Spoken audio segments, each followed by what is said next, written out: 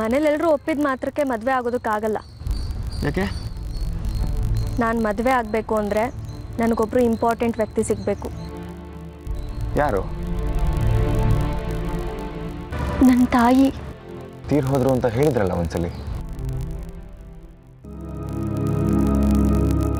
ಅವರು ನನ್ನ ಹೆತ್ತ ತಾಯಿ. ಅವ್ರು ಹೋದ್ಮೇಲೆ ಡ್ಯಾಡಿ ಇನ್ನೊಂದು ಮದುವೆ ಆದರು. ಒಂದಮ್ಮ ನನ್ನನ್ನು ಹೇಗೆ ನೋಡ್ಕೊಳ್ತಾರೋ ಅಂತ ತುಂಬ ಹೆದರು ಬಿಟ್ಟಿದ್ದೆ. ಆದರೆ ಆ ಅಮ್ಮ ನನ್ನನ್ನು ಹೆತ್ತ ಮಗಳ ಥರನೇ ನೋಡಿಕೊಂಡ್ರು, ತಾಯಿ ಪ್ರೀತಿ ಕೊಟ್ಟರು. ಆದರೆ ನನ್ನನ್ನು ನನ್ನ ತಮ್ಮನ ಜೊತೆ ಬಿಟ್ಟು ಹೊರಟೋದ್ರು.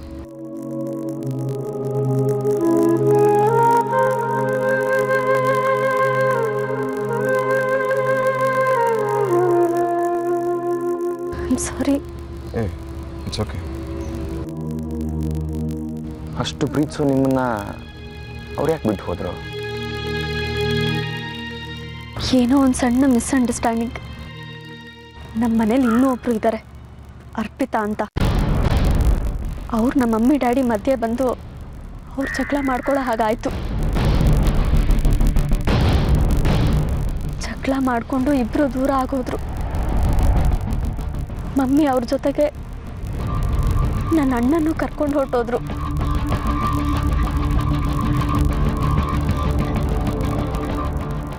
ಅವರು ನನಗೆ ಮತ್ತೆ ಸಿಗಬೇಕು.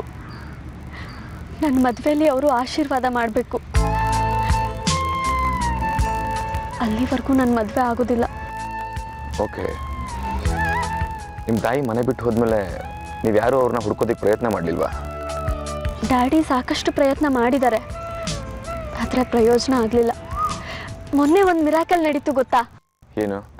ನನ್ನ ಬರ್ತಡೆಗೆ ಹೂಗುಚ್ಚ ಸ್ವೀಟ್ಸ್ ಎಲ್ಲ ಪಾರ್ಸಲ್ ಕಳಿಸಿದ್ರು. That's really great. ಅವ್ರು ನಮ್ಮಿಂದ ದೂರ ಹೋಗಿ 20 ವರ್ಷಗಳಾದರೂ ನನ್ನ ಬರ್ತಡೇ ಮಾತ್ರ ಮರ್ತಿಲ್ಲ. ನಾನು ಇರೋ ಜಾಗನ ಪತ್ತೆ ಮಾಡಿ ಅಲ್ಲಿಗೆ ಗಿಫ್ಟ್ ಕಳಿಸಿದ್ದಾರೆ. ಪ್ರತಿ ವರ್ಷ ನನ್ನ ಬರ್ತಡೇ ದಿನ ನನ್ನ ಹೆಸರಲ್ಲಿ ತಪ್ಪದೆ ಪೂಜೆ ಮಾಡಿಸ್ತಾರೆ ಅಂತ ಗೊತ್ತಾಯಿತು. ರಂಜಿತ್, ನನ್ನ ಮದುವೆಗೂ ಮುಂಚೆ ಹೇಗಾದರೂ ಮಾಡಿ ಮಮ್ಮಿ ಡ್ಯಾಡಿನ ಒಂದು ಮಾಡಲೇಬೇಕು. ಇದಕ್ಕೆ ನೀವು ಸಪೋರ್ಟ್ ಮಾಡ್ತೀರಾ? ಡೆಫಿನೆಟ್ಲಿ.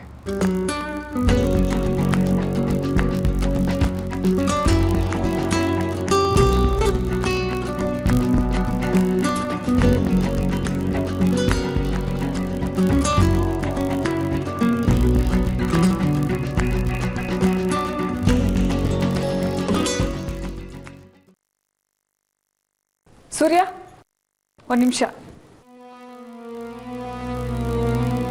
ನೀನು ಅರ್ಪಿತಾ ಯಾರ್ದೋ ಮದುವೆ ಬಗ್ಗೆ ಮಾತಾಡ್ತಾ ಇದ್ದಾಗಿತ್ತು. ಸಾಕ್ಷಿ ಮದುವೆ ಬಗ್ಗೆ ಅಮ್ಮ. ಅದೇನು?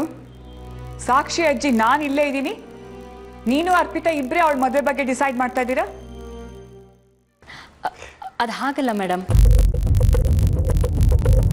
ಸಾಕ್ಷಿ ಯಾರ ಜೊತೆನೋ ಬೈಕಲ್ಲಿ ಓಡಾಡ್ತಿದ್ಲು ಅಂತ ಆರ್ಯ ಹೇಳ್ತಿದ್ನಲ್ವಾ, ಅದಕ್ಕೆ ಆದಷ್ಟು ಬೇಗ ಸಾಕ್ಷಿ ಮದುವೆ ಮಾಡಿ ಮುಗಿಸ್ಬಿಡೋಣ ಅಂತ ಅವ್ರ ಹತ್ರ ಹೇಳ್ತಿದ್ದೆ.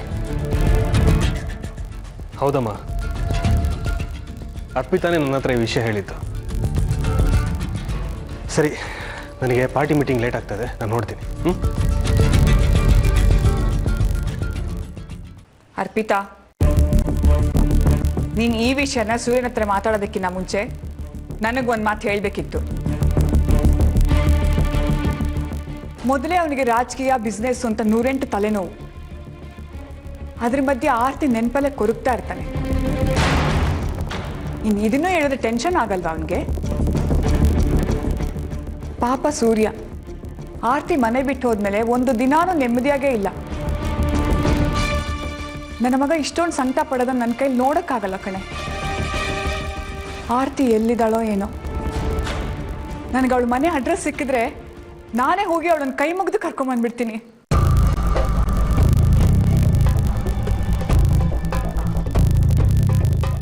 ನಾನೀ ಮನೇಲಿರೋವರೆಗೂ ಆರ್ತಿ ಮೇಡಮ್ ಈ ಮನೆಗೆ ಬರೋದಕ್ಕೆ ಒಪ್ಪಲ್ಲ ಅನ್ಸುತ್ತೆ. ಅವಳೇನಾದರೂ ಈ ಮನೆಗೆ ಬರಕ್ಕೆ ಒಪ್ಕೊಂಡ್ರೆ ನೀನು ಬೇರೆ ಎಲ್ಲಾದರೂ ಇರೋದಕ್ಕೆ ವ್ಯವಸ್ಥೆ ಮಾಡ್ಕೋ ಅಷ್ಟೇ.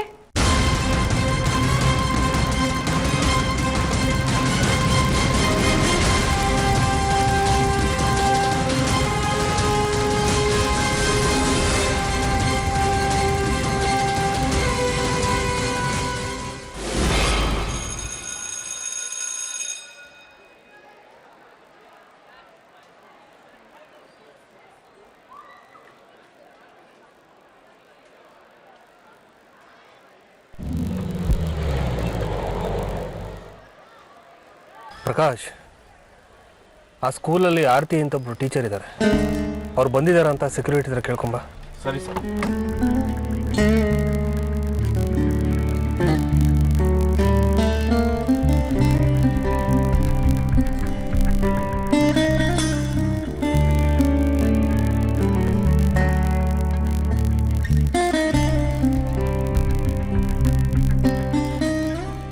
ಸರ್ ಇನ್ನೂ ಬಂದಿಲ್ವಂತೆ, ಹೊರ ಹೊತ್ತಾಯ್ತು ಅಂತ ಹೇಳಿದರು. ಸರಿ, ನೀವು ಅಲ್ಲೇ ಇರಿ, ನಾನು ಕರಿತೀನಿ. ಸರಿ ಸರ್.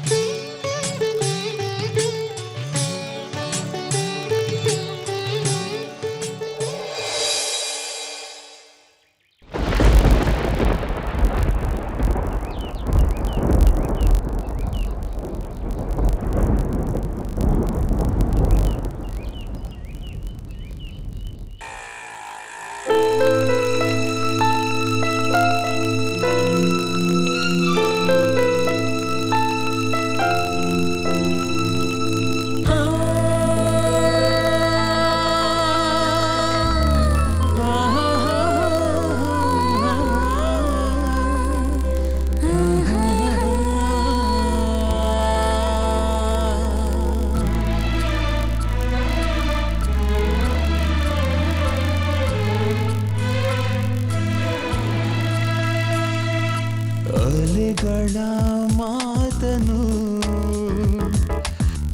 ಆಲಿಸುತ್ತೀರವೇ,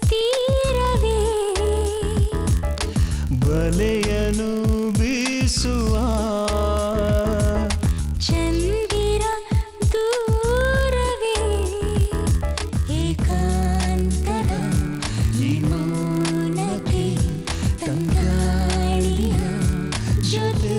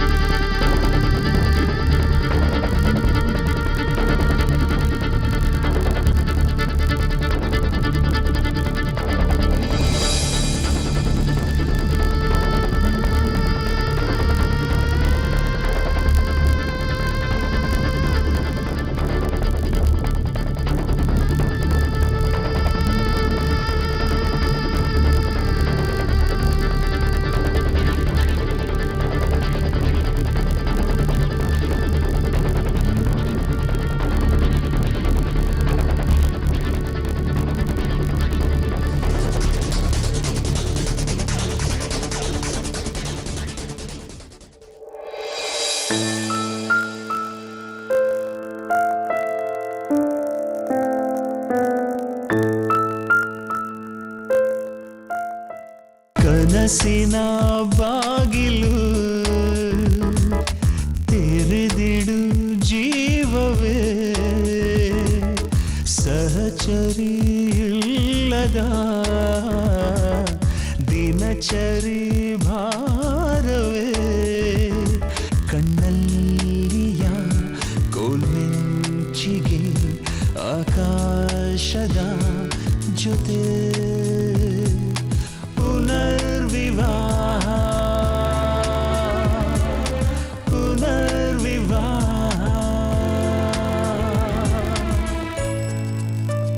「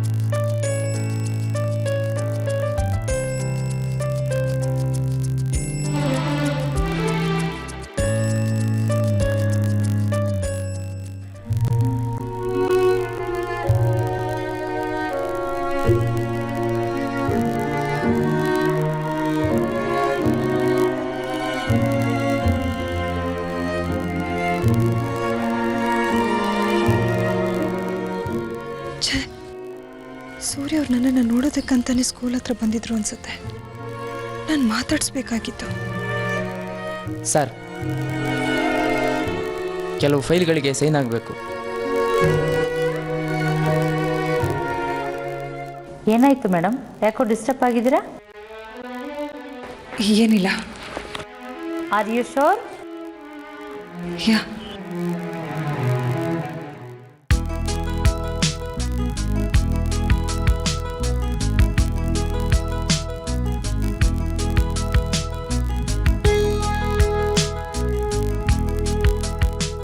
ಆದರೆ ನಾನು ಮಾತಾಡಿದ ಆದಿತ್ಯಂಗೆ ಗೊತ್ತಾಗ್ಬಿಟ್ರೆ ಅವನು ಖಂಡಿತ ಕೋಪ ಮಾಡ್ಕೋತಾನೆ.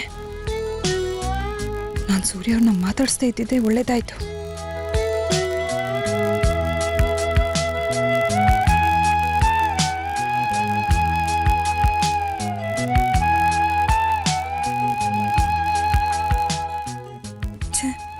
ಒಂದ್ಸಲ ಮಾತಾಡ್ಸಿದ್ರೆ ಏನೂ ಆಗ್ತಿರ್ಲಿಲ್ಲ. ಆದಿತ್ಯನಿಗೂ ಗೊತ್ತಾಗ್ತಾ ಇರಲಿಲ್ಲ. ಸೂರ್ಯ ಅವ್ರು ಎಷ್ಟು ಬೇಜಾರು ಮಾಡ್ಕೊಂಡ್ರೋ ಏನೋ.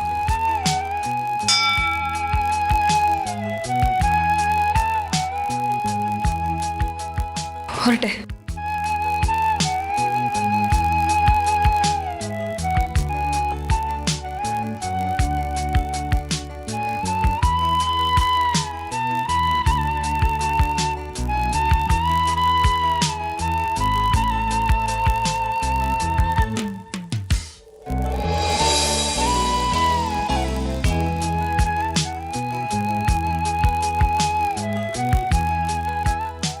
ಬೆಳಿಗ್ಗೆ ಬಂದಿದ್ರಲ್ಲ, ಅವ್ರು ಮತ್ತೆ ಬಂದಿದ್ರಾ? ಇಲ್ಲ ಮೇಡಮ್, ಬಂದಿಲ್ಲ. ಸೂರ್ಯ ಅವ್ರು ಬೆಳಿಗ್ಗೆ ಬಂದಾಗಲೇ ಮಾತಾಡಿಸ್ಬೇಕಾಗಿತ್ತು. ಪಾಪ ಅವ್ರನ್ನ ಹಾಗೆ ಕಳಿಸ್ಬಿಟ್ಟೆ. ಯಾವಾಗಲೂ ಅವ್ರ ಬಗ್ಗೆನೇ ನೆನ್ಪು ಮಾಡ್ಕೋತಾ ಇದ್ದೆ. ಆದರೆ ಇವತ್ತು ಎದುರುಗಡೆ ಬಂದರೂ ಏನು ಹೇಳ್ದೆ ಹಾಗೆ ಬಂದ್ಬಿಟ್ಟೆ.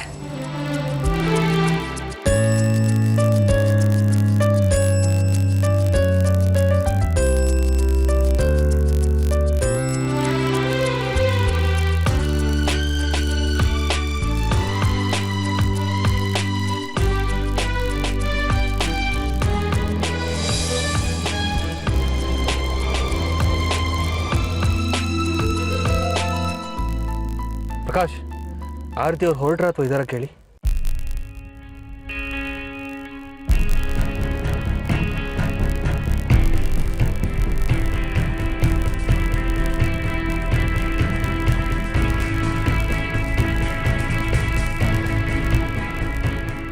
ಸರ್, ಅವ್ರು ಹೋದ್ರಂತೆ ಸರ್.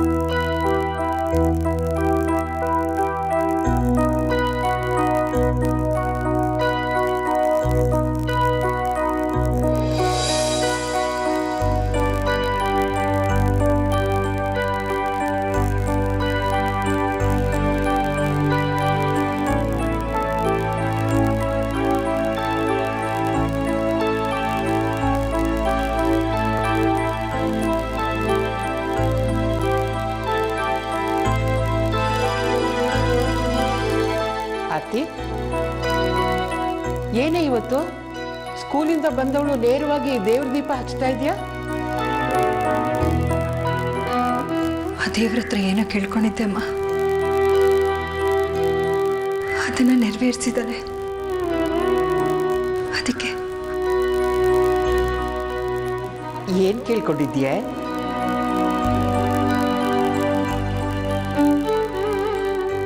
ಸೂರ್ಯ ಅವರು ಸಿಗ್ಲಿ ಅಂತ ಕೇಳ್ಕೊಂಡಿದ್ದೆ. ಇವತ್ತವರು ನನ್ನ ಸ್ಕೂಲ್ ಹತ್ರ ಸಿಕ್ಕಿದ್ರು.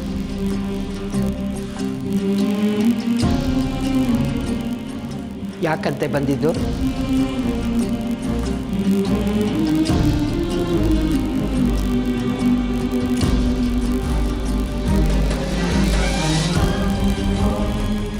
ಅವ್ರು ನನ್ನನ್ನು ನೋಡಕ್ ಬಂದಿದ್ರು ಅನ್ಸುತ್ತೆ. ಅವ್ರು ಮತ್ತೆ ಸಿಗ್ತಾರೆ, ಅದು ನನ್ನ ಸ್ಕೂಲ್ ಹತ್ರನೇ ಹೀಗೆ ಕಾಣಿಸ್ಕೊಳ್ತಾರೆ ಅಂತ ನಾನು ನಿರೀಕ್ಷಣೆ ಮಾಡಿರಲಿಲ್ಲ.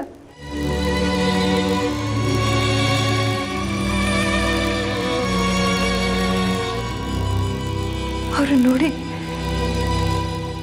ಸಂತೋಷ, ಕನ್ಫ್ಯೂಷನ್, ಶಾಕ್ ಎಲ್ಲದೂ ಒಟ್ಟಿಗೆ ಆಗೋಯ್ತು. ಆ ಗಾಬರಿಲಿ ಅವರನ್ನ ಮಾತಾಡಿಸ್ಬೇಕು ಅಂತ ನನಗೆ ಅನ್ನಿಸ್ಲೇ ಇಲ್ಲ.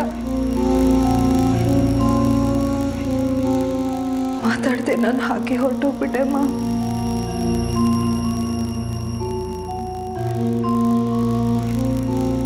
ನಾನು ಅವ್ರ ಹತ್ರ ಮಾತಾಡದೆ ವಾಪಸ್ ಬಂದಿದ್ದಕ್ಕೆ ಪಾಪ ಅವ್ರು ಏನು ಅನ್ಕೊಂಡ್ರೋ ಏನೋ. ನನಗದೇ ಯೋಚನೆ ಆಗ್ತಾ ಇದೆ. ಇಷ್ಟು ದಿನ ಅವ್ರು ಸಿಗ್ಲಿ ಅಂತ ದೇವ್ರ ಹತ್ರ ಬೇಡ್ಕೊತಾ ಇದ್ದೆ. ಆದ್ರೆ ಇವತ್ತು ಅವ್ರು ನನ್ನ ಎದುರಿಗೆ ಸಿಕ್ಕಿದ್ರು. ನಾನು ಮಾತಾಡದೆ ಹಾಗೆ ಬಂದ್ಬಿಟ್ಟೆ. ನೀನು ಹಾಗೆ ಬಂದಿದ್ದು ಒಳ್ಳೇದೇ ಆಯ್ತು. ಅದೇ ಅವನಿಗೆ ಸರಿಯಾದ ಶಿಕ್ಷೆ.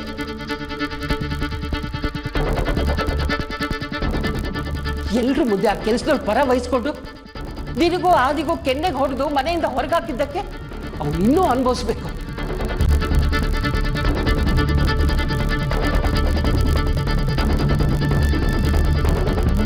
ಎಷ್ಟು ದಿನ ಅಂತ ಅದನ್ನೇ ನೆನ್ಪು ಮಾಡ್ಕೊಳ್ತಾ ಇರೋದು ಅಮ್ಮ.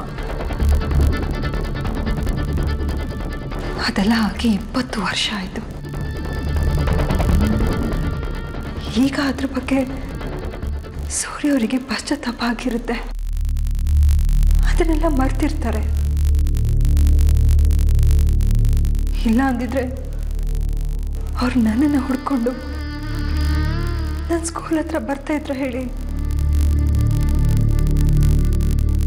ಆಗಿದ್ದನ್ನೆಲ್ಲ ಮರೆತು ಪಶ್ಚಾತ್ತಾಪ ಪಟ್ಟು ಅವನು ನಿನ್ನ ಹತ್ರ ಬಂದಿಲ್ಲ ಕಣೆ. ನಿನ್ನಿಂದ ಏನೋ ಕೆಲಸ ಆಗಬೇಕು, ಅದಕ್ಕೆ ಬಂದಿರ್ತಾನೆ.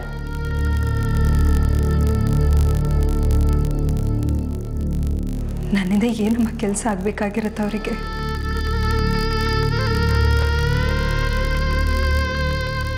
ಬಹುಶಃ ಸಾಕ್ಷಿ ಮದುವೆ ಮಾತುಕತೆ ನಡೀತಿರ್ಬಹುದು. ಹುಡುಗಿಗೆ ತಾಯಿ ಇದ್ದಾರ ಅಂತ ಅವ್ರು ಕೇಳಿರ್ತಾರೆ. ಅದಕ್ಕೆ ಸಾಕ್ಷಿ ಮದುವೆಗೆ ಧಾರೆ ಎತ್ಕೊಳಕ್ ಮಾತ್ರ ಬರಕ್ಕಾಗತ್ತಾ ಅಂತ ಕೇಳೋಕ್ ಬಂದಿರ್ತಾನೆ. ಸ್ವಾರ್ಥ. ಇದರಲ್ಲಿ ಸ್ವಾರ್ಥ ಏನಿದೆ ಅಮ್ಮ? ತಾಯಿ ಆದಳು ಮಗಳಿಗೆ ದಾರೆ ಎರೆಯೋದು ಸಹಜ ತಾನೆ. ಅಂದ್ರೆ ಅವನ್ ಕರೆದ್ರೆ ನೀನು ಹೋಗ್ತೀಯಾ? ಹೋಗ್ಬಾರ್ದ? ಸ್ವಾಭಿಮಾನ ಇದ್ರೆ ಹೋಗ್ಬಾರ್ದು. ಸ್ವಾಭಿಮಾನ ಖಂಡಿತ ಇದೆ ಅಮ್ಮ. ಆದ್ರೆ ಅದಕ್ಕಿಂತ ಹೆಚ್ಚಾಗಿ ಸಾಕ್ಷಿ ಬಗ್ಗೆ ಪ್ರೀತಿ ಇದೆ. ಸಾಕ್ಷಿ ಮೇಲಿನ ಪ್ರೀತಿಗೆ ನೀನು ಸೂರ್ಯನ ಜೊತೆ ಸೇರ್ಕೊಂಡ್ರೆ ಆದಿತ್ಯನ ಕಳ್ಕೊತೀಯ.